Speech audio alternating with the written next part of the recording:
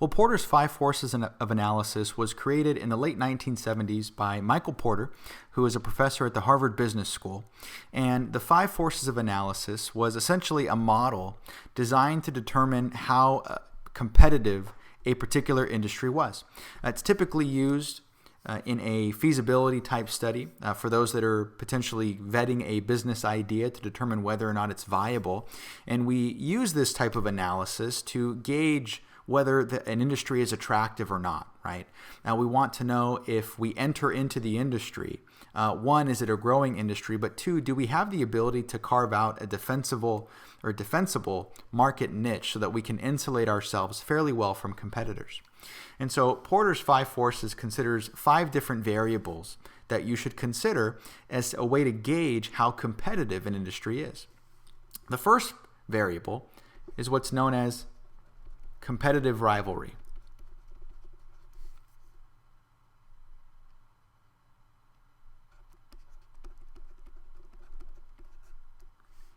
And competitive rivalry is concerned with ultimately how intense competition is in the industry. Typically, we're looking at things regarding the size of the different firms in the industry. We're also looking at the quantity of those firms, right? The number of firms that are in that particular industry. And the reason that we care is that if the companies in that industry are rather large, what that means is they have an ability to exert pressures that maybe smaller companies cannot. Likewise, if they are not only large, but there's very few of them, then that may be very difficult to compete in that industry because you may have something like an oligopoly where you have a handful of companies that really control price. And so if you're a new entrant and you're rather small, it's going to be very difficult for you to have an effect on what happens in the market there. Okay, and so we really, if you're a new entrant, you would rather there be a lot of different companies and they be rather small for the most part. Okay, that would be more attractive for you because you would have an easier time not only entering the market, but also being fairly successful for the most part. Another key variable that we consider with Porter's five forces of analysis are the barriers to entry.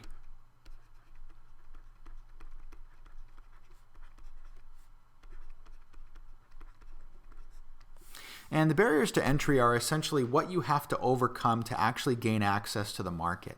Okay, some industries, the barriers to entry are virtually non-existent. Others are virtually impossible to overcome. So, for example, capital expenditures is a key consideration on whether or not people can gain access to certain industries. So if you were starting a maybe after-school program where you provided some type of maybe training in a certain skill, let's say baseball, for example, and so you ran a camp after school, your capital expenditures would be rather low, right? I mean, outside of purchasing a little bit of equipment, maybe confirming with, if it's a school or wherever the case is that you can use that property for a certain time period, there's not a great deal of capital expenditures. And so you would consider the barriers to entry for that type of business to be rather low. Now, if you were trying to start an airline company, the barriers to entry would be rather high because you have significant capital expenditures. You have the cost for the actual planes, you have the different regulations you have to adhere to, you have licensing and airport fees and all those other different things that you would have to pay even before you're able to earn any type of revenue whatsoever. And so the capital expenditures are very high, which in turn would make the barriers to entry very high as well. Okay. Outside of capital expenditures, you can also look at maybe cost advantages. For example, Walmart enjoys a very significant cost advantage, largely due to simply economies of scale. It's just so large and it purchases things in such massive quantities that it really has the ability to affect suppliers and what they can charge. But that allows Walmart, of course, to maintain very, very low costs, which it can in turn pass along in the form of low prices. So if you were to enter into industry and try to compete head-to-head with Walmart, it would be very difficult to do so because they have the cost advantages that you would not be able to take advantage of, which would certainly be a barrier to entry. The last one I'll identify here before moving on is brand loyalty. And a lot can be said really about brand loyalty. We all have people that we know that purchase products from a particular company because that's just what they've always done. And they're very loyal, they're very devoted fans of a particular brand. And so if you're in an industry where there's a company that's established, that you have a very just kind of cult following almost, it gets very difficult to penetrate that industry because they already have a following, and you really have to almost retrain them, re-educate them about your products and services to get them to the point to where they would even think about purchasing, and it can be very, very expensive, especially in the early stages. All right, outside of barriers to entry and competitor rivalry within an industry, we're also looking at the threat of substitute products.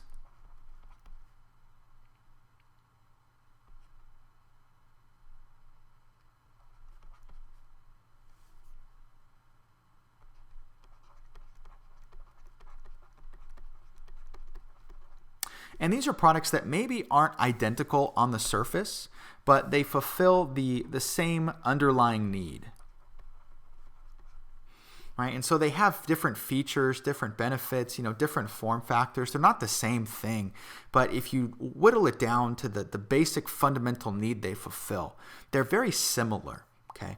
And the last thing that you want to do is enter into an industry at which there is a significant threat of many substitute products. Let me give an example so this is a little more clear.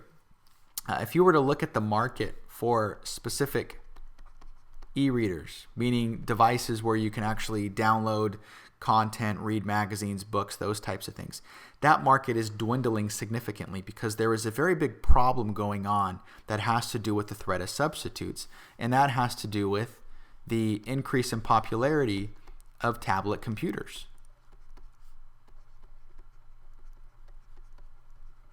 Now, one of the many features of tablet computers is obviously they serve an e-reader type functionality. And so that is one of the big problems for that industry, is the threat of substitutes, i.e. tablet computers, is so significant that it's causing the industry for specific e-readers, dedicated e-readers, to decline at such a rapid rate that industry is dying significantly, and it probably won't be around in a few years, simply because tablet computers can do that and then a lot more. And so you wouldn't necessarily want to enter into an industry where you felt there was going to be a substitute product available that could potentially harm your sales. Certainly something that you would want to consider.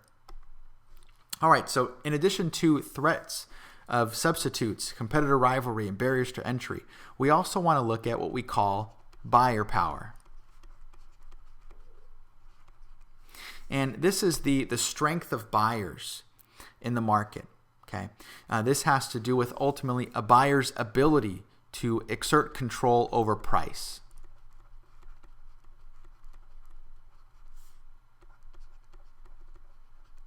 And buyers can, in certain industries, have a significant impact. Typically, you have firms or buyers that are significant in quantity.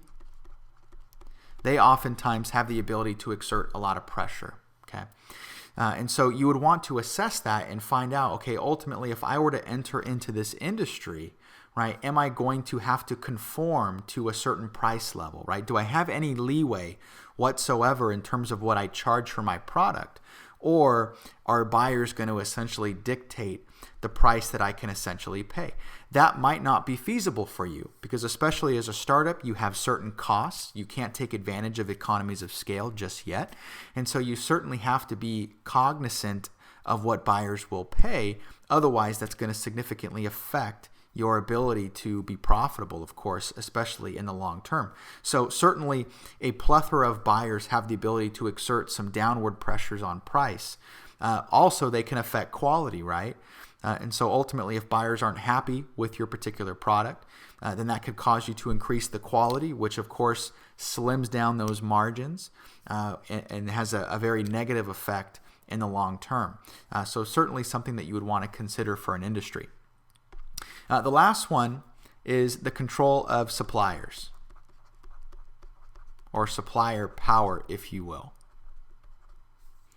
And so this works almost the same as buying power. Okay, this is the extent that suppliers have the ability to exert control over price.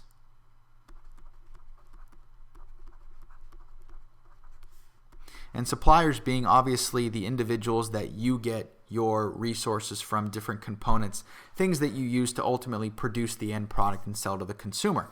And so typically in certain industries, if there are relatively few suppliers, right, they usually have the ability to affect price more significantly. Usually, if you have a lot of suppliers, that forces the suppliers to compete with one another. And so you don't have one supplier that can necessarily impact price, because if one raises prices dramatically and the others don't, well, then that one is going to be, impacted economically. But if you have an industry where there's very few, and there's no other game in town, then ultimately they have the ability to control the price a little bit more than some other ones, of course. But if there are a lot of suppliers, then that obviously works in your favor. Now, depending upon your position in the market, you might look at these somewhat differently. Okay, and what I mean by that is if you are a new entrant, right, you're just entering the market. One, you're going to want barriers of entry to be very low, right?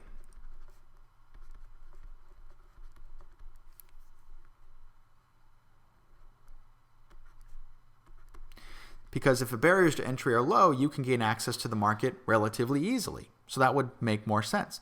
But if you're an established company already, if you're already in that market, then you're going to want relatively high barriers to entry. Because the last thing you want is a flood of competition coming into your industry, poaching your customers, stealing your market share. So you want barriers to entry to be as high as possible, because the last thing you want is people entering the industry. And so according to Porter's 5 forces, these 5 particular forces or variables to be considered have an interaction, meaning that they have an effect on one another. And so we don't consider them in isolation, of course. We consider ultimately how they impact one another. And they all certainly do to some degree. And so rarely is something considered in isolation, of course. We also have to consider how they interact. And so by collectively taking a look at all of these different variables, we would be in a position to where we could now consider ultimately how competitive the industry truly is. Now, according to some of the research and some of the work that was done by Porter, what you can do is establish essentially a weight to each of these particular areas. And then obviously, depending upon your analysis, compile all the information and then establish a final sum score to give you at least a quantitative indication as to the competitiveness of the industry. So that's one thing that you can do, and certainly a very valuable type of analysis that would allow you to get a better gauge on truly how competitive an industry is before deciding whether or not to enter it.